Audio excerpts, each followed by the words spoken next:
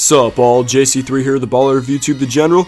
Welcome to Topic Tackle. My take for today is on the one player that Gary Payton couldn't stop for a large part of his career. This comes from the glove himself, and you might be surprised to find out who it is because it's probably not who you are thinking right now. Again, thank you for the continued support on the past couple of videos. All of you make my experience producing content enjoyable, so keep it up by giving this video a thumbs up. For more content, and leave your feedback in the comments down below. I'm interested to see what you say about this one. Gary Payton is one of those players that we overlook in the grand scheme of things pertaining to NBA history because, well, he didn't ever get a ring.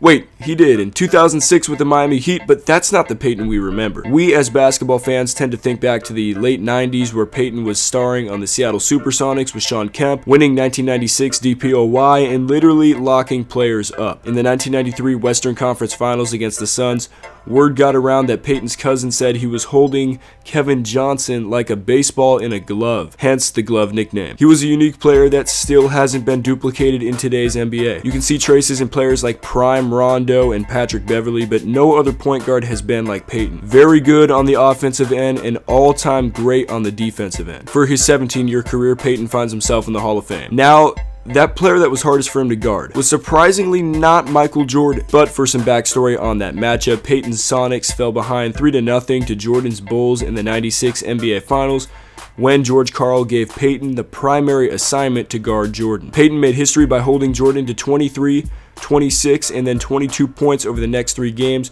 which was the only time in history Jordan ever scored less than 30 in 3 consecutive finals games. He also held the GOAT to 37% shooting during the 3-game stretch. So if Payton could contain Jordan, who could possibly be more difficult for him to match up against? During an interview at the NBA store in Glorietta, Payton said, "The guy that I really wanted to shut down, and it took a while for me to do it, was John Stockton. We had a video on this guy and we knew he was going to set picks.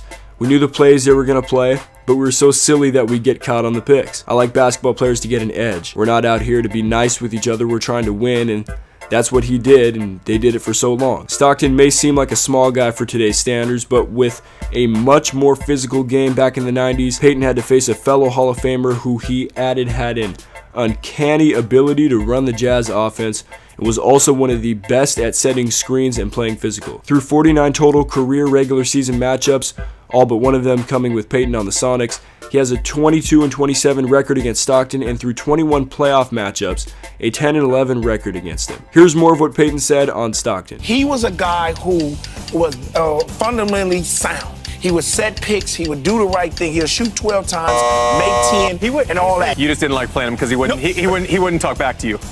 True, that's true. That's true. That's a thing too. So let me know what you think in the comments down below. Who's the better player all time? Gary Payton, who won 1 ring, or John Stockton, who never won a ring? Let me know what you think in the comments down below. Remember to subscribe, like, and leave your feedback down there, and we'll be back with more Topic Tackle soon. JC3, out.